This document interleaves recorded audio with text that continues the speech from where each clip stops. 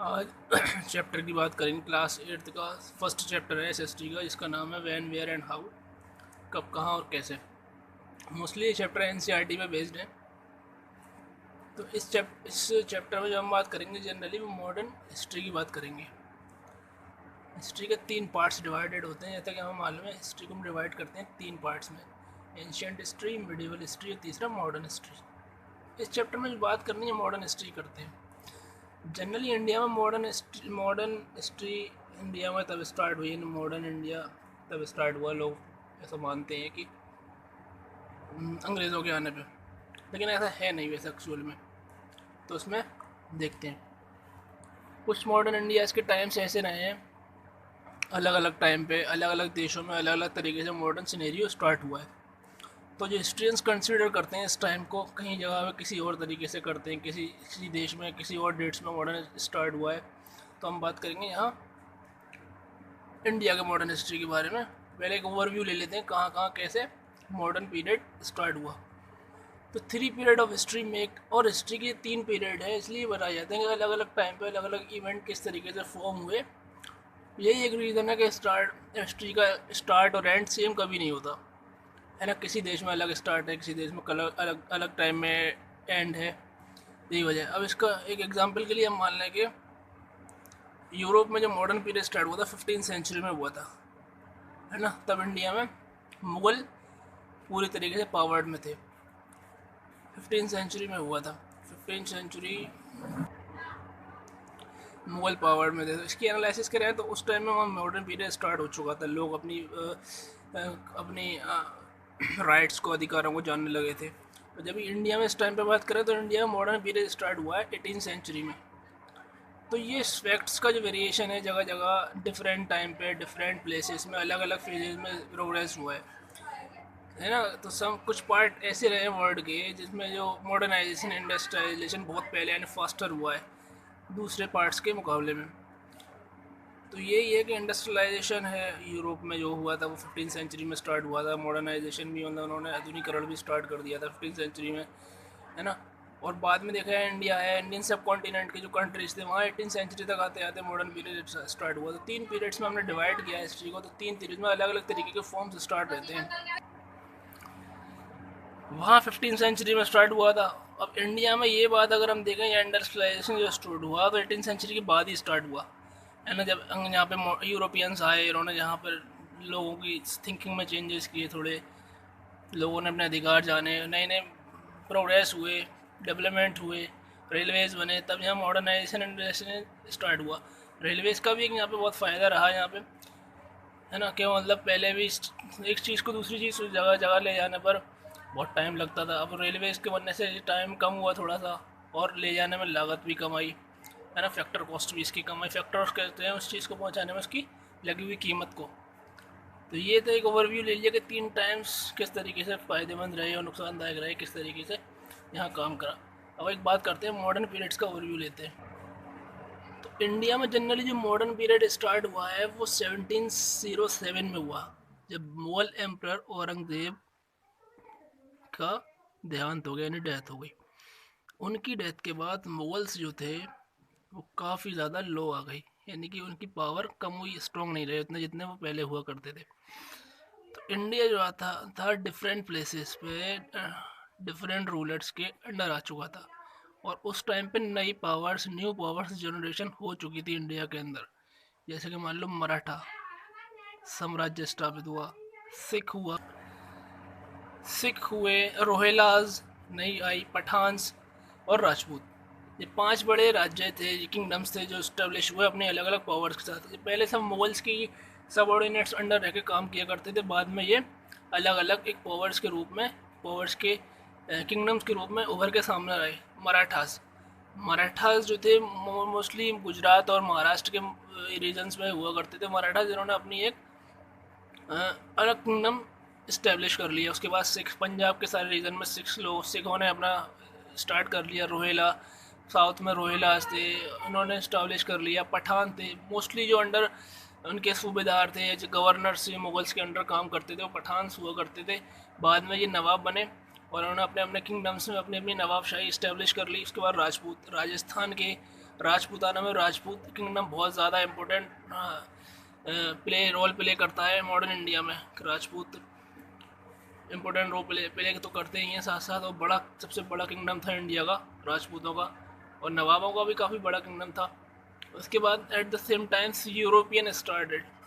इसी टाइम पे ऐसा होता है कि भारत के अंदर यूरोपियन यूरोप के जो लोग थे वो तो औरंगजेब के टाइम से इंडिया नहीं आ रहे थे, जो उन्होंने ट्रेड इस्टेब्लिश किया था अपना स्पाइसेस को लेके, वो तो जहांगीर के टाइम से ही स्टार्ट था। लेकिन उसके बाद एट द सेम टाइम जब मुग़ल के बादशाह औरंगज़ेब की डेथ हुई और ये अलग अलग किंगडम्स इमर्ज हुए, उसके बाद उसी टाइम पे यूरोपियन ने एक सीन स्टार्टेड कर लिया। उन्होंने पावर्स, पॉलिटिकल पावर और ट्रेड को अपने हैंड में एक्यूमुलेट करने की कोशिश की, है ना, कोशिश की और उसमें कामयाब भी रहे वो। उसके बाद एक न्यू एरा स्टार्ट होती है मॉडर्न इंडिया की। यूरोपियंस ने political powers, mostly British east India company की बात कर रहा हूँ यहाँ पे मैं, British east India company, British east India company की बात कर रहा हूँ यहाँ पे मैं, जिन्होंने पॉलिटिकल पावर्स के साथ साथ ट्रेड भी अपने ओवर हैंड्स में ले लिया, एक्यूमुलेट कर ली पूरी पावर्स। तो एक न्यू एरा स्टार्ट होता है यहाँ से मॉडर्न इंडिया का। और इसी टाइम पे राजा राम मोहन राय जैसे लोगों ने आर्य समाज जैसी संस्थाओं की स्थापना की, जहाँ पर सती का विरोध किया गया, चाइल्ड मैरिज का विरोध किया गया, विडोरे मैरिज, विधवा विवाह का विरोध, विधवा पुनर्विवाह पे जोर दिया गया। आचार्य विनोबा भावे थे इसमें। ये सब लोगों ने अपने अपने काम किए। मोस्टली राजा राम मोहन राय ने बहुत अच्छा रोल प्ले किया था यहाँ पे इस चीज़ को रोकने के लिए, सती प्रथा को। मॉडर्न इंडिया, तो इस टाइम में जो नया एरा हमने देखने को मिलता है अंग्रेज़ों के आने के बाद, तो वहाँ पे बहुत से चेंजेस देखने को मिलते हैं। इसको न्यू एरा इसीलिए कहा गया है कि पहले के मुकाबले एक नए चेंजेस या बहुत तरीके के नए चेंजेस देखने को मिले, है ना, तो इसलिए इसको न्यू एरा भी कहते हैं। द प्रोग्रेस ऑफ डेवलपमेंट सबसे बड़ी दिखती है कि इंडिया में प्रोग्रेस स्टार्ट हुई, डेवलपमेंट स्टार्ट हुआ, और यहाँ के जो लोग थे वो रियलाइज़ करने लगे, जानने लगे इस बात को, अपनी वैल्यूज़ को, वैल्यू, फ्रीडम की वैल्यू क्या होती है, लिबर्टी, आज़ादी की वैल्यू क्या होती है ना, इक्वलिटी, एकता की वैल्यू, यूनिटी की वैल्यू क्या होती है। और it come into the context of the new founded western idea. तो पूरी तरीके से वेस्टर्न आइडियाज़ के कॉन्टेक्ट में इंडियन लोग आना स्टार्ट हो चुके थे। जनरली जो मॉडर्न पीरियड चलता रहता है वो अब तक चल ही रहा है आज की डेट तक, लेकिन इंडिया की जो इंडिपेंडेंस हुई थी 1947 में हुई थी, इंडिया पाकिस्तान डिवीज़न के बाद इंडिया जो इंडिपेंडेंट हुआ 1947 में हुआ। आगे देखते हैं। एंशियंट टाइम से लेके अब तक बहुत इम्पोर्टेंट डेवलपमेंट हुए, है ना, तो उसके हिसाब देखते हैं। और इन्हीं पीरियड्स में बहुत से सिटीज़, टाउन्स, स्टेट्स, कंट्रीज़ के नाम जो हैं चेंज भी हुए, और चेंजिंग के साथ साथ काफ़ी बदलाव भी देखने को मिले। जैसे हमने पहले पढ़ चुके हैं, एंशियंट टाइम में जो इंडिया था, भारत, एंशियंट टाइम में जो इंडिया था भारतवर्ष कहलाता था, एंशियंट टाइम में हिंदुस्तान कहलाया मिडिवल पीरियड में, और इंडिया अभी भी कहलाता है। अदर दैन द स्टेट्स, और बहुत से इसी के साथ साथ इंडिया के साथ साथ शहरों में, सिटीज़ में, टाउन्स में स्टेट्स के नाम भी बदलते रहे, समय के साथ साथ बदलते, इसमें काफ़ी बदलाव आते रहे। तो देखते हैं, अब जब अंग्रेज़ इंडिया में पूरी तरीके से इस्टेब्लिश हो चुके थे, अपने पाँव पसार चुके थे, जमा चुके थे, तब उन्होंने इंडिया के सिटीज़ में और तमाम चीज़ों में चेंजेस करना स्टार्टेड किए, जो कि प्रोग्रेस के लिए एक अच्छी साबित भी हुए और कहीं हद तक बहुत नुकसानदायक भी साबित हुए। तो देखते हैं, देहरादून जो एक शहर है, जो कैपिटल है, कहाँ की कैपिटल है, उत्तराखंड की, वो ब्रिटिशर्स ने इसको इस्टेब्लिश किया शहर को, है ना, ब्रिटिशर्स ने शहर को इस्टेब्लिश किया। उसके साथ साथ उन्होंने ये इस्टेब्लिश किया था, क्यों किया था, अपना समर रिजॉर्ट बनाने के लिए, समर रिजॉर्ट बनाने के लिए इस्टेब्लिश किया था। उससे पहले देहरादून एक ओनली एक विलेज हुआ करता था, सिर्फ छोटा सा एक गांव होता था ठंडे इलाके में बस, और इससे ज़्यादा देहरादून कुछ भी नहीं था। सिर्फ उन्होंने, अंग्रेज़ों ने यहाँ आने के बाद एक छोटा सा रिजॉर्ट के तौर पर देहरादून को इस्टेब्लिश किया, और उसमें बहुत सारे चेंजेस भी देखने को मिले। बाद में मद्रास प्रेसिडेंसी, इंडिया में 3 प्रेसिडेंसी उस टाइम में हुआ करती थी मुगल्स, मतलब अंग्रेज़ों के टाइम पे, एक मद्रास, मराठा यानी कि बॉम्बे, और उसके बाद एक हुआ करती थी कलकत्ता, जिसे अब कोलकाता कहते हैं, पहले से कैलकटा कहा जाता था। ठीक है, ये 3 प्रेसिडेंसी हुआ करती थी, उसमें से एक प्रेसिडेंसी थी मद्रास, है ना। तो मद्रास थी, मद्रास जो थी वो रिप्रेजेंट करती थी पूरे तमिलनाडु को, है ना। बाद में वो क्या बना, मद्रास से तमिलनाडु बना, और ना चेन्नई, बाद में चेन्नई भी बना। तो चेन्नई आज के टाइम में मद्रास की सिर्फ कैपिटल है। तो वो जो चेन्नई का हिस्सा था वो मद्रास कहलाता था और पूरे तमिलनाडु को कंट्रोल में करता था। तो आज वो चेन्नई सिर्फ एक कैपिटल बन के रह गई है किसकी, तमिलनाडु की। State of Mysore, Mysore state की बात करें, जो मैसूर टीपू सुल्तान जहाँ के नवाब हुआ करते हैं, हैदर अली और टीपू सुल्तान, जो मैसूर पूरा कर्नाटक और बेंगलोर वगैरह इसके अंडर आया करता था। आज की डेट में जो मैसूर है वो छोटा सा शहर बना, और कर्नाटक क्या हुआ, एक पूरी स्टेट बन चुका है। कर्नाटक स्टेट बन चुका है जिसकी राजधानी मैसूर बनी, सॉरी जिसकी राजधानी बेंगलोर बनी। बेंगलोर का भी नाम आज की डेट में बेंगलुरु बन चुका है ना। तो मैसूर जो state presidency state princely state थी वो कर्नाटक की। इसी तरीके से बहुत सारे एग्जांपल हैं जहाँ पर ये चेंजिंग नोमेनक्लेचर देखने को मिलता है। नोमेनक्लेचर का जो मतलब होता है वो होता है शब्दावली में बदलाव, चेंजिंग इन द वर्डिंग। आगे भी देखते हैं इसके सोर्स वगैरह कैसे देखेंगे। आउटलाइन टाइम फ्रेम्स की, इंडिया जो मॉडर्न पीरियड इंडिया में जो स्टार्ट हुआ था वो जनरली 18th सेंचुरी से हुआ था और चला 21st सेंचुरी तक, यानी कि अब तक चल ही रहा है। तो जो मॉडर्न पीरियड स्टार्ट हुआ स्टेट से स्टेट तक चला। तो 18th सेंचुरी जो पीरियड था वो एक तरीके से टर्मोइल पीरियड था, यानी कि चेंजिंग ऑफ पावर्स पीरियड कह सकते हैं, यानी कि सत्ता का बदलाव हुआ इस सेंचुरी में, शताब्दी में बहुत ज़्यादा। मुग़ल पावर्स को रिप्लेस्ड हुआ मैनी सेवरल पावर्स से, बहुत सारे, यानी मुग़ल पावर जो रिप्लेस्ड हुआ किससे हुआ, सेवरल पावर से। कौन सी, रीजनल पावर जो थी, यानी कि इंडिया का जो मैंने अभी पहले भी बताया मराठा, राजपूत, सिख्स वगैरह थे जो पठान थे, इनसे रिप्लेस्ड हुआ धीरे धीरे, जिसकी वजह से बहुत कमज़ोर हुआ। उसके बाद जो पावर्स पहुँची फॉरेनर्स के हाथ में पहुँची। तो इंडिया में फॉरेनर्स का आना जाना बहुत था, क्योंकि मुग़ल पीरियड के डिक्लाइन के बाद जो several powers, regional powers establish हुए थे, इमर्ज हुए थे, वो कमज़ोर थे, और इसका फ़ायदा पूरा फॉरेनर्स ने उठाया जो ट्रेड के लिए आना स्टार्ट कर चुके थे पिछली 200 सालों से, यानी कि 16th सेंचुरी से आना स्टार्ट कर दिया था उन्होंने। तो सबसे पहले इंडिया में जो आते थे वो डच आते थे। डच के बाद पुर्तगीज़ यानी पुर्तगाली आए, फिर फ्रांस से लोग आए, डेनमार्क से आए, और बाद में फिर आए ब्रिटिशर्स यानी कि इंग्लैंड से अंग्रेज़, है ना। तो उसके बाद ब्रिटिश जो इंडिया में आए, ये सबसे ज़्यादा रूल इन्होंने किया इंडिया के ऊपर, है ना। बहुत बड़ी बड़ी टेरिटरीज़ में इन्होंने रूल किया, साथ टेरिटरी के साथ साथ रूल किया, और बहुत लॉन्ग पीरियड टाइम रूल किया इन्होंने, बहुत लॉन्ग पीरियड किया, यानी कि हम जानते हैं कि 1947 तक इन्होंने इंडिया में सारे देशों को ब्रिटिश से जंग हुई। इन जंगों में ब्रिटिश सबसे जीतता रहा, पुर्तगीज़ को हराया, फ्रांस को हराया। इसके अलावा फ्रांस सबसे ज़्यादा ब्रिटिश के बाद जो रुके इंडिया में, फ्रांस रुके, है ना।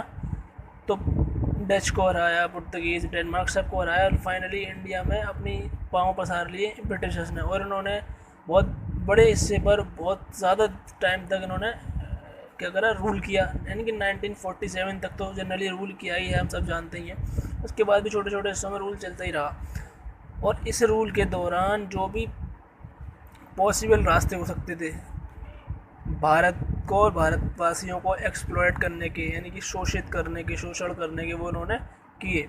इसमें कोई शक नहीं है, इन्होंने पूरी तरीके से एक्सप्लॉइट किया, इकोनॉमिकली एक्सप्लॉइट किया, पॉलिटिकली एक्सप्लॉइट किया, सोशल किया, राजनीतिक, आर्थिक और सोशली सामाजिक भी एक्सप्लॉइट किया।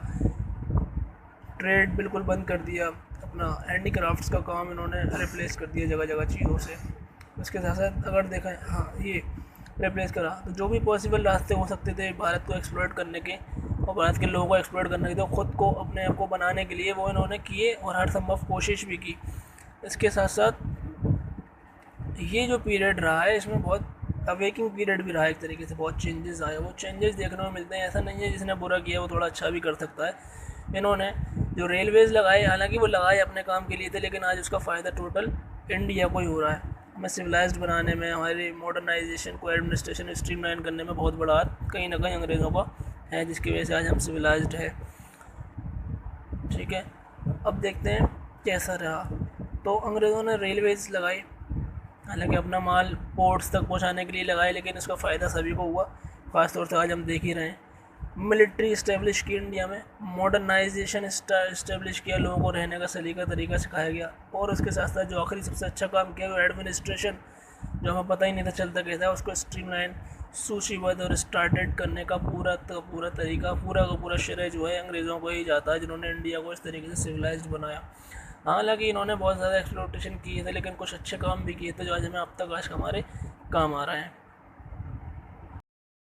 इसके बाद जो हम बात करेंगे सोर्स ऑफ इंफॉर्मेशन की करेंगे। आपने प्रीवियस क्लास में ये बात पढ़ी है, हुई है कि सोर्स ऑफ इंफॉर्मेशन को हम कैसे भी 2 ब्रॉड क्लासेस में डिवाइड करते हैं। इसमें एक लिटरेरी सोर्स आता है, दूसरा आर्कियोलॉजिकल सोर्स आता है। पहले लिटरेरी सोर्स के बारे में जान लेते हैं। तो लिटरेरी सोर्स में क्या है, बहुत सी चीज़ें इंक्लूडेड होती हैं, included different types of printed and hand written material which was compose during the under 3 consideration. बहुत सारे क्या हुआ, हाथ के लिखे हुए मटेरियल है, हैंड रिटन है, प्रिंटेड मटेरियल है, जो है पुराने टाइम, मतलब उस टाइम की पीरियड को, पूरे तरीके की पीरियड को बताते हैं किस तरीके से उस पीरियड में क्या क्या हुआ था। उसमें हम क्या देखते हैं, इंपॉर्टेंट लिटरेरी सोर्स हैं, बुक्स हैं, न्यूज़पेपर्स हैं, मैगजीन्स हैं, लॉ हैं, गवर्नमेंट ने लॉ पास किए थे वो है, डॉक्यूमेंट्स हैं, ऐसी चीज़ें हैं। तो बुक्स जो हैं उस टाइम में हम देखने को मिलती हैं, वो सबसे मेन मटेरियल है बुक्स का। जो बुक्स उस दौर में मतलब प्रिंटेड हुई हैं, हैंड रिटन हैं। तो उन बुक्स में कुछ बुक्स हैं वो बता देता हूँ आपको। जो बुक्स अवेलेबल हैं उन बुक्स में डिफरेंट सब्जेक्ट्स की बुक्स हैं जो हमें देखने को मिलती हैं, उस टाइम में लिखी गई हैं। मेडिसिन की हैं, डॉक्टर्स की हैं, इंजीनियरिंग की बुक्स लिखी गई हैं उस टाइम में, लिटरेचर पे लिखी गई हैं बहुत सी बुक, है ना, मैथमेटिक्स के लिए बुक्स हैं, हिस्ट्री पर लिखी गई हैं, है ना। ये सारी बुक्स हैं जो उस टाइम में हमें लिटरेरी सोर्स के मटेरियल के तौर पर हम आज यूज़ करते हैं इनका। मेडिसिन जो आज डॉक्टर्स वगैरह इस्तेमाल करते हैं इस बुक्स को, इंजीनियर इस्तेमाल करते हैं। लिटरेचर में उस टाइम में जो बुक्स गई थी, जिनमें मेन जो पोइट थे और जो राइटर थे बहुत अच्छे थे, रविन्द्रनाथ टैगोर जी, इन्होंने बहुत सारी लिटरेचर रचनाएँ बुक्स लिखी हैं इन्होंने। जैसे इनकी फेमस बुक गीतांजलि है, हम जानते हैं सब, जो लिखी है रविन्द्रनाथ टैगोर जी ने। उसके अलावा मुंशी प्रेमचंद जो एक और राइटर थे, इनके नॉवेल्स हैं, इनके जो नॉवेल्स हैं बहुत ज़्यादा अच्छे सोर्स हैं लिटरेरी सोर्स के। उसके बाद गांधी जी है, महात्मा गांधी जी की ऑटोबायोग्राफी है, ये कुछ सोर्सेज हैं, सोर्स ऑफ इंफॉर्मेशन है किसके, मॉडर्न हिस्ट्री में जो बुक्स लिटरेरी सोर्स के तौर पर हम इस्तेमाल करते हैं इनका। उसके बाद कुछ एक्ट्स हैं जो गवर्नमेंट ने, इंडियन गवर्नमेंट ने उस टाइम पे पास किए थे, जैसे लाइसेंसिंग रेगुलेटिंग एक्ट। ये एक एक्ट था 1823 में पास किया गया था, जो फैक्ट्रीज, इंडिया के आज़ाद होने के बाद फैक्ट्रीज़ को लाइसेंस देना अनिवार्य किया गया था। कि उसमें ये था कि किस फैक्ट्री को कितना प्रोडक्शन करना है, इसका एक लाइसेंस गवर्नमेंट इशू करेगी। वो लाइसेंसिंग रेगुलेटिंग एक्ट था जो 1823 में पास किया गया था। उसके बाद वर्नाकुलर प्रेस एक्ट था, ये ब्रिटिश इंडिया गवर्नमेंट में ही पास हुए दोनों। वर्नाकुलर प्रेस एक्ट था, उसमें जो प्रेस होती है, मीडिया होती है, उनको आज़ादी दी गई और उनको कुछ पाबंदियाँ लगाई गई उस एक्ट के थ्रू। ये इसमें लिटरेरी सोर्स में कुछ चीज़ें या कुछ मटेरियल हैं जो हमें आज भी अवेलेबल हैं। इसके बाद आर्कियोलॉजिकल सोर्स की बात करते हैं। तो आर्कियोलॉजिकल सोर्स में हम जानते हैं कॉइन्स हैं, वर्क आर्ट हैं, जो आज के डेट में तो बहुत सी चीज़ें देखने को मिली, और कुछ बिल्डिंग्स, मोनूमेंट्स, जैसे राष्ट्रपति भवन जो नई दिल्ली में है, मॉडर्न पीरियड में इसका निर्माण हुआ। गेटवे ऑफ इंडिया मुंबई में जो है, इसका भी पीरियड मॉडर्न पीरियड में निर्माण हुआ। विक्टोरिया मेमोरियल कोलकाता में, इसका मॉडर्न पीरियड में निर्माण हुआ, इस्टेब्लिशमेंट हुआ। ये उस टाइम पे हुआ था जब मदर टेरेसा इंडिया आई थी मैसेडोनिया से क्रिश्चियनिटी को प्रचार करने के लिए, क्रिश्चियनिटी का प्रचार प्रसार करने के लिए इंडिया में उन्होंने ये विक्टोरिया मेमोरियल पैलेस बनाया गया था under the government of British east India company. तो ये पूरा चैप्टर 8 है आपका, चैप्टर फर्स्ट 8th क्लास का।